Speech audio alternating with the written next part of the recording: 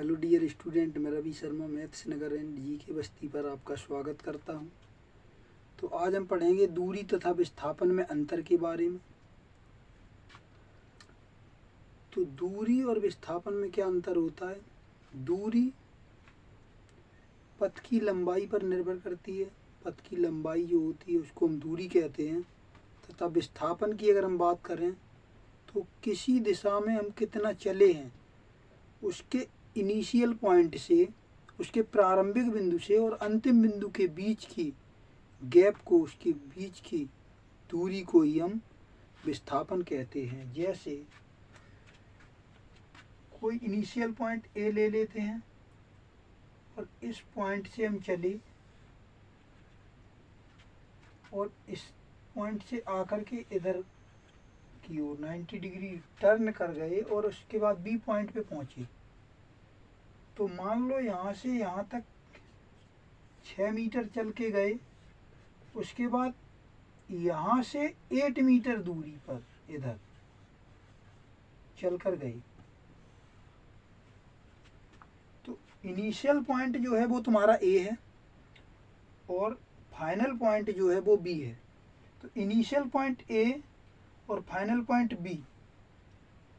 तो अगर दूरी की बात करें तो ए से हम पहले इस पॉइंट पे गए तो 6 मीटर चल के गए, फिर इस पॉइंट से बी तक गए तो यहाँ से यहाँ तक 6 और 8 14, यानी कि दूरी हम चल के गए 6 और 8 14 मीटर दूरी चल कर गए। अगर विस्थापन की बात करें तो shortest distance between initial point and final point, initial point and final point, तो बिल्कुल कम दूरी, न्यूनतम दूरी, शॉर्टेस्ट डिस्टेंस इनिशियल पॉइंट प्रारंभिक बिंदु से और अंतिम बिंदु तक सबसे कम न्यूनतम दूरी को ही हम क्या कहते हैं? विस्थापन कहते हैं। तो ये यहाँ से ये वाली शॉर्ट डिस्टेंस ये विस्थापन होगी, जबकि दूरी क्या होगी? तो दूरी यहाँ से यहाँ गई 6 और ये 8 14। तो याद रखें हमेशा कि दूरी जो होती है वो हमेशा विस्थापन से अधिक होती है। दूरी हमेशा विस्थापन से अधिक होती है। दूसरी बात ये कि दूरी जो है वो एक अदिश राशि है। अदिश राशि मतलब इसकी कोई दिशा नहीं है। मतलब कि एक पॉइंट हमने ले लिया ए और एक पॉइंट ले लिया हमने बी, तो दूरी अदिश राशि है। मतलब ए पॉइंट पे जाने के लिए इस तरीके से भी रास्ता हो सकता है, फिर ए से बी पर जाने के लिए इस तरीके से भी जा सकते हैं और एक इस तरीके से भी जा सकते हैं। तो 3 रास्ते हैं ए से बी पर जाने के लिए, यहाँ से भी जा सकते हैं। तो आपने देखा कि ए से बी पॉइंट पर जब हम गए तो उसके लिए ये भी दिशा है और एक ये भी दिशा है। तो सब डिफरेंट दिशाएं हैं, सब भिन्न भिन्न दिशाएं हैं। इसका मतलब दूरी के लिए कोई भी दिशा निर्भर नहीं करती है, इसीलिए दूरी एक अदिश राशि है। विस्थापन एक सदिश राशि है, क्योंकि विस्थापन जैसे इनिशियल पॉइंट और फाइनल पॉइंट, प्रारंभिक बिंदु और अंतिम बिंदु के बीच में जो भी शॉर्टेस्ट डिस्टेंस होगी, तो वहाँ पे मुझे ए से बी पर जाना है और शॉर्टेस्ट डिस्टेंस के साथ ही जाना है। इसका मतलब वो दिशा को निर्धारित करता है। इसका मतलब ये एक सदिश राशि। तो पहला पॉइंट यह एक अदिश राशि है।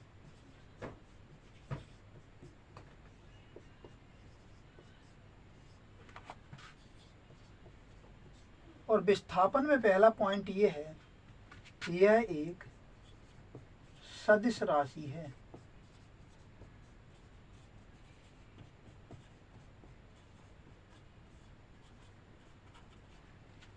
यह एक अदिश राशि, अदिश राशि को हम बोलते हैं स्केलर क्वांटिटी, और यह एक सदिश राशि है। सदिश राशि को हम बोलते हैं वेक्टर क्वांटिटी। तो डिस्प्लेसमेंट जो है वो वेक्टर क्वांटिटी है और डिस्टेंस जो है वो स्केलर क्वांटिटी है। उसके बाद में सेकंड पॉइंट की बात करते हैं। तो ये पॉइंट समझ में आपको, अदिश राशि का मतलब जिसकी दिशा ना हो, और सदिश राशि का मतलब ये होता है जिसकी दिशा के साथ साथ उसका परिमाण भी वो व्यक्त करे। ऐसी राशियाँ सदिश राशियाँ कहलाती हैं। अदिश राशियाँ जो केवल परिमाण को ही व्यक्त करती हैं। तो हम ये भी लिख सकते हैं सेकंड पॉइंट, इसमें परमाण होता है।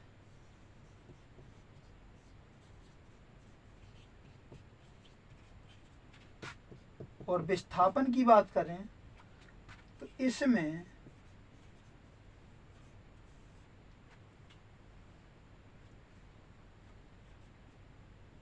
परमाणु के साथ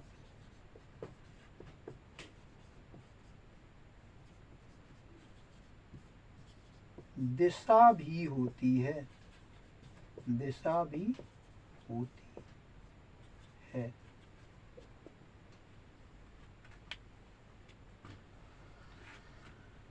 फिर दूसरी बात यह है कि दूरी जो होती है वो धनात्मक होती है।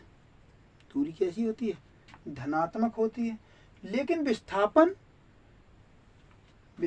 धनात्मक भी हो सकता है, ऋणात्मक भी हो सकता है और जीरो भी हो सकता है। बात को समझो, जैसे मान लो कि हमने ए पॉइंट से चले और बी पॉइंट पे यहाँ तक गए, तो ए पॉइंट से चले और बी पॉइंट पे गए तो मान लो 10 मीटर चल के गए। उसके बाद इसी पॉइंट से, बी पॉइंट से हम यहाँ पे वापस हुए और वापस हुए, मान लेते हैं कि उसी पॉइंट पे फिर आके हम वापस आ गए। तो अगर दूरी की बात करेंगे तो ए से बी पर हम 10 मीटर गए चलकर और बी से ए पर हम 10 मीटर चल के वापस आ गए, तो टोटल 20 मीटर यानी 20 मीटर, तो दूरी हो गई 20 मीटर।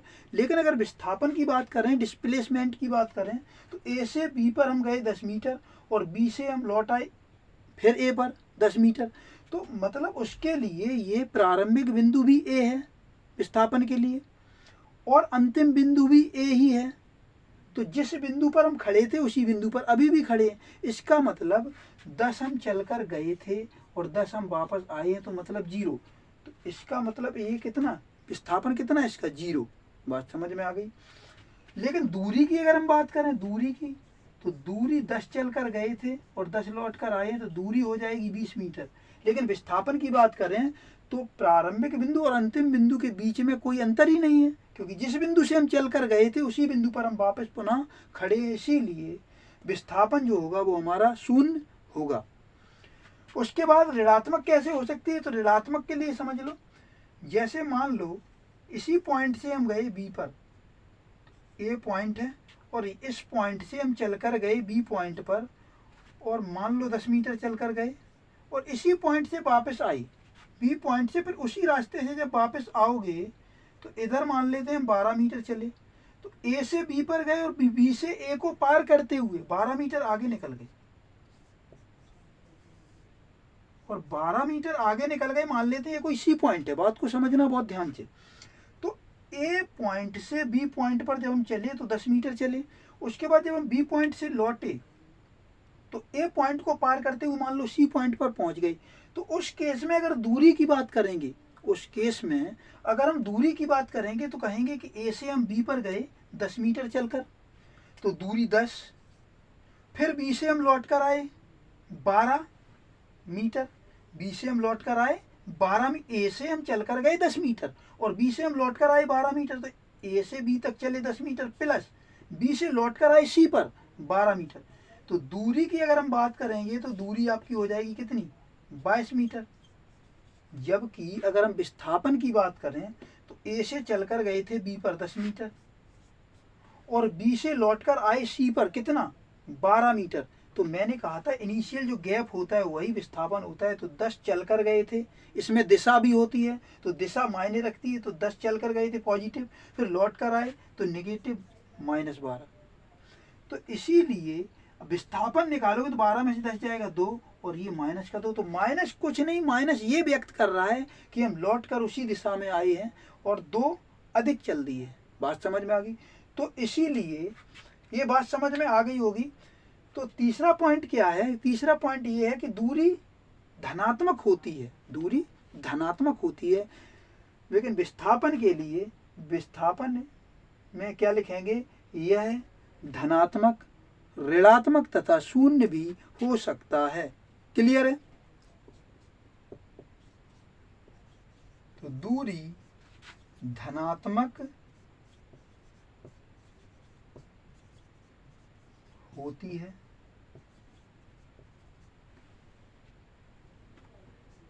और इसमें नंबर 3 यह है धनात्मक, ऋणात्मक,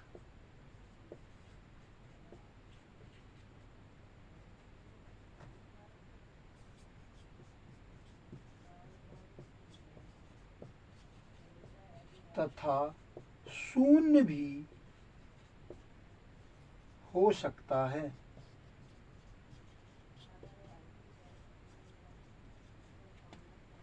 दूरी की बात करें तो दूरी सदैव धनात्मक होती है, दूरी सदैव धनात्मक, इस बात को याद रखना, दूरी सदैव धनात्मक। यह धनात्मक भी हो सकता है, ये स्थिर नहीं, धनात्मक भी हो सकता है, ऋणात्मक भी हो सकता है, शून्य भी हो सकता है। उसके बाद तो देखो अगले पॉइंट को समझ लो पहले, अगले पॉइंट को क्या मतलब, अगले पॉइंट में क्या कह रहा है, अगले पॉइंट को बारीकी से समझो पहले। मतलब कोई ए पॉइंट है और ए पॉइंट से चले और ए पॉइंट से मान लेते हैं फिर इधर चली, फिर उसके बाद मान लेते हैं फिर इधर चले, फिर इधर चले, ऐसे तो ऐसे चले, ए पॉइंट से इधर चले, फिर इधर चले, फिर इधर चले, फिर इधर चले। तो अगर दूरी की बात करें तो दूरी जो है ना पथ की लंबाई पर निर्भर करती है। इधर चले, फिर इधर चले, फिर इधर चले, फिर इधर चले, तो ये डिस्टेंस प्लस ये डिस्टेंस, ये वाली डिस्टेंस और ये वाली डिस्टेंस, ये डिस्टेंस, ये डिस्टेंस, ये और ये सभी दूरियों को जब जोड़ोगे तो वो दूरी होगी। तो दूरी क्या है, पथ की लंबाई पर डिपेंड कर रही है कि नहीं कर रही है। लेकिन अगर विस्थापन की बात करें तो ये पथ की लंबाई पर या पथ की आकृति पर निर्भर नहीं करता, ये शॉर्टेस्ट डिस्टेंस, क्योंकि ये प्रारंभिक बिंदु है और ये अंतिम बिंदु है। तो प्रारंभिक और अंतिम बिंदु को मिलाओगे तो उसी को हम क्या कहते हैं, विस्थापन कहते हैं। तो यही जो अंतर है प्रारंभिक बिंदु और अंतिम बिंदु के बीच का जो गैप है, इसी को हम कहते हैं विस्थापन। तो देख रहे हो यहाँ पे, ध्यान से समझो, तो विस्थापन पथ की लंबाई पर निर्भर नहीं कर रहा है, जबकि दूरी पथ की लंबाई पर निर्भर कर रही है। देखो आगे और समझ लेते हैं, देखो आगे और समझ लेते हैं इसी बात को ध्यान से। तो ये मान लेते हैं ए पॉइंट है और इस पॉइंट से हम इधर गए और इस पॉइंट से मान लेते बी पॉइंट ये आया और फिर बी से हम सी पे चले गए, ये 90 डिग्री में। तो ए से बी तक गए तो ए से बी तक जितना चले, फिर बी से सी तक जितना चले, तो A B plus B C ये हमारी दूरी होगी। लेकिन प्रारंभिक बिंदु और अंतिम बिंदु के बीच का जो डिफरेंस होगा, ये शॉर्टेस्ट डिस्टेंस, न्यूनतम दूरी, यही विस्थापन होगी। तो दूरी पथ की आकृति पर निर्भर करती है, विस्थापन पथ की आकृति पर निर्भर नहीं करता है। यह है पथ की आकृति पर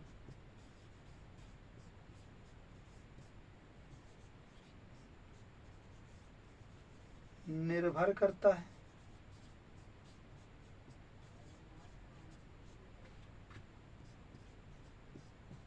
यह है पथ की आकृति पर निर्भर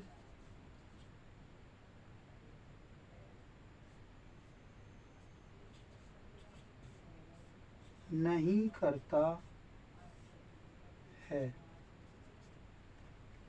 तो यहाँ तक क्लियर हो गया। तो आइए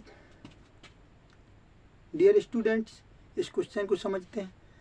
तो बात को समझिए ध्यान से कि एक न्यूटन को डायन में परिवर्तित करना है और मात्रक की सहायता से करना है। तो बात को समझो, ये जो न्यूटन लिखा है ये एमकेएस पद्धति का मात्रक है। एमकेएस पद्धति मतलब एसआई पद्धति, और डायन जो होता है वो सीजीएस पद्धति में। मतलब इसको ध्यान से समझें, अगर एमकेएस पद्धति का मतलब होता है मीटर,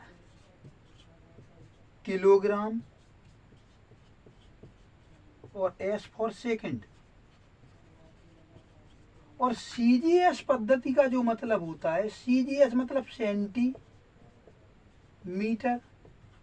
जी मतलब ग्राम और एस मतलब सेकंड। एम मीटर, के किलोग्राम, एस सेकंड, सी सेंटीमीटर, जी ग्राम, एस सेकंड। मतलब एम के एस पद्धति से सीजीएस पद्धति में चेंज करना है। जो न्यूटन है वो एसआई पद्धति का मात्रक है, तो एम के एस, और सीजीएस पद्धति में चेंज करना है। थोड़ी सी बात और समझेंगे, जो न्यूटन जो होता है वो बल का मात्रक होता है, तो बल का मात्रक जो न्यूटन होता है, बल बराबर क्या होता है? बल बराबर होता है द्रव्यमान गुणा त्वरण, द्रव्यमान गुणा त्वरण। और त्वरण को अगर नहीं जानते तो त्वरण के बारे में हमने बताया था कि त्वरण का मात्रक होता है मीटर प्रति सेकंड स्क्वायर। मतलब इसको तब तक तोड़ते रहो जब तक ये मूल मात्रकों में ना आ जाए। तो मूल मात्रक तो देखो, द्रव्यमान का तो मूल मात्रक किलोग्राम होता है, द्रव्यमान का मूल मात्रक क्या होता है? किलोग्राम होता है। उसके बाद त्वरण अभी मूल मात्रक नहीं है, ये कैसा है? ये मूल राशि नहीं है, अभी व्युत्पन्न राशि है। इसको मूल राशि में तोड़ो, तो मूल राशि में तोड़ोगे तो इसको अभी द्रव्यमान ही लिखा रहने देते हैं थोड़ी देर, क्योंकि ये राशि है सब, तो मात्रक एक साथ लिखेंगे। पहले द्रव्यमान, फिर उसके बाद त्वरण। तो त्वरण का मतलब होता है वेग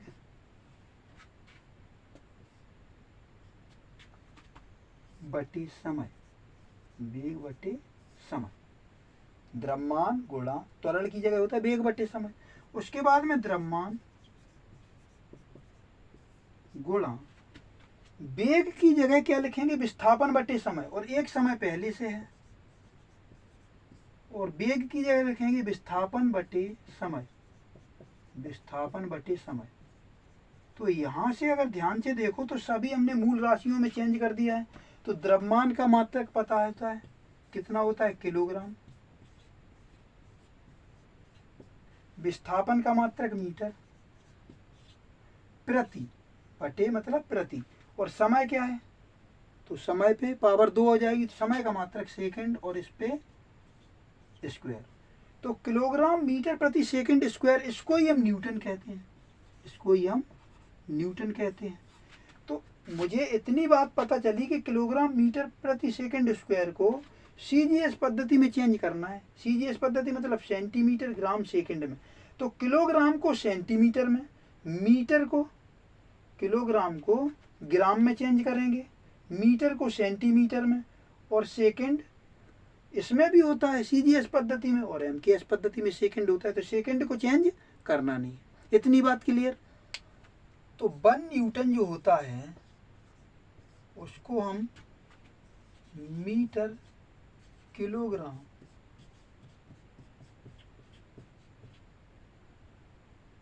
प्रति सेकंड स्क्वायर, इसको चेंज करना है सीजीएस पद्धति में। अभी बताया सीजीएस। तो मीटर को सेंटीमीटर में चेंज करने के लिए 100 से गुणा करेंगे। ये मीटर है, तो मीटर को सेंटीमीटर में चेंज करेंगे तो 100 से इंटू करेंगे, ये 1 मीटर, तो 100 सेंटीमीटर आ जाएगा। उसके बाद किलोग्राम को ग्राम में चेंज करेंगे तो 1000 से गुणा करेंगे। प्रति सेकंड स्क्वायर, सेकंड स्क्वायर को देखो चेंज करना नहीं है, क्योंकि सेकंड स्क्वायर इसमें भी है, और सीजीएस पद्धति में भी समय का मात्रक सेकंड ही होता है। तो इसको ऐसे ही लिखेंगे एज इट इज। अब यहाँ पे अगर ध्यान से देखो तो सेंटीमीटर ग्राम प्रति सेकंड स्क्वायर को ही हम डाइन कहते हैं। सीजीएस पद्धति में जो बल का मात्रक उसको हम डाइन कहते हैं। तो 1 न्यूटन कितने के बराबर होता है ये पूछा गया है। तो ये 100 गुणा 1000, और ये सेंटीमीटर ग्राम प्रति सेकंड स्क्वायर। तो 100 का जब 1000 में गुणा करोगे तो ये देखो 1 पे कितनी पावर आ जाएगी? 1 पे 0 आ जाएगी, 5 सेंटीमीटर ग्राम प्रति सेकंड स्क्वायर, प्रति सेकंड स्क्वायर, सेंटीमीटर ग्राम प्रति सेकंड स्क्वायर। तो ये हमारा चेंज हो गया। 1 पे 5 जीरो है, इसका मतलब 10 की घात 5। जितनी 1 पे 0 होती है उतनी ही 10 की घात होती है। तो 1 पे कितनी जीरो है? 5 जीरो है, तो 10 की घात कितनी हो जाएगी? 5। जैसे मैं कहूँ 1 पे 19 जीरो है, 1 पे 19 जीरो है, तो इसका मतलब क्या है? 10 की घात 19। मैं कहूँ 1 पे 100 जीरो, तो 10 की घात 100। 1 पे 1000 जीरो, तो 10 की घात 1000। मतलब 1 पे जितनी जीरो 10 की उतनी ही पावर। तो 1 पे 5 जीरो है, तो 10 की पावर 5। और सेंटीमीटर ग्राम प्रति सेकंड स्क्वायर को क्या लिखेंगे? डाइन। तो 1 न्यूटन जो होता है वो MKS पद्धति जिसको SI पद्धति बोलते हैं, और CGS पद्धति में डाइन बोलते हैं। तो बल का मात्रक 1 न्यूटन 10⁵ डाइन के बराबर होता है। क्लियर है? आते हैं समझते हैं इस क्वेश्चन को। देखिए डियर स्टूडेंट, दूरी का सबसे छोटा मात्रक तथा सबसे बड़ा मात्रक क्या है? तो दूरी का सबसे छोटा मात्रक और दूरी का सबसे बड़ा मात्रक। तो दूरी का सबसे छोटा मात्रक फर्मी होता है। 1 फर्मी बराबर 10⁻⁻15 मीटर। और दूरी का सबसे बड़ा मात्रक पारसेक होता है। 1 पारसेक बराबर 3.1 गुणा 10⁻16 मीटर। तो दूरी का सबसे छोटा मात्रक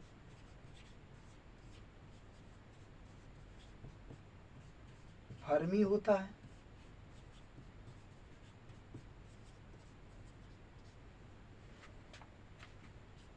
एक फर्मी बराबर 10⁻⁻15 मीटर के बराबर होता है। एक फर्मी कितने के बराबर होता है? 10⁻⁻15 मीटर। इसको याद रखना है। दूरी का सबसे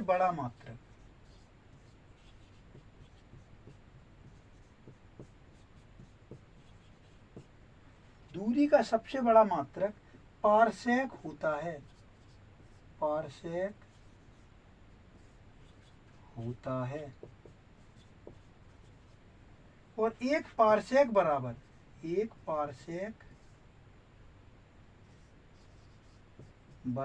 3.1 गुणा 10⁻16 मीटर। तो दूरी का सबसे बड़ा मात्रक ये होता है और दूरी का सबसे छोटा मात्रक ये होता है। क्लियर है? एक और क्वेश्चन समझते हैं। पूरक राशियां तथा उनके मात्रक लिखो। तो पूरक राशियां लिखनी है और उनके मात्रक लिखने हैं। तो पूरक राशियां कौन कौन सी होती हैं? पूरक राशियां 2 ही हैं। पूरक राशियां कौन कौन सी हैं? कोण, घनकोण। कोण का मात्रक होता है रेडियन SI पद्धति में, और घनकोण का मात्रक स्टेरेडियन। तो ये दोनों मात्रक जो है वो SI पद्धति में है। ये बात आपको याद रखनी है। तो कोण का मात्रक जो होता है वो रेडियन होता है और घनकोण का मात्रक स्टेरेडियन होता है। ये दोनों ही SI पद्धति में होते हैं। तो कोण जिसका मात्रक रेडियन और घनकोण जिसका मात्रक स्टेरेडियन होता है। तो आज के लिए इतना ही। मिलते हैं नेक्स्ट वीडियो में। तब तक के लिए देखते रहिए। जिस भी पॉइंट पे वीडियो समझ में ना आया हो तो उसको उसी पॉइंट पे जाकर के वापस फिर करके देखना है। फिर भी नहीं आता है तो कमेंट लिख के भेजिए। चैनल को सब्सक्राइब कर लीजिए। Thanks to all.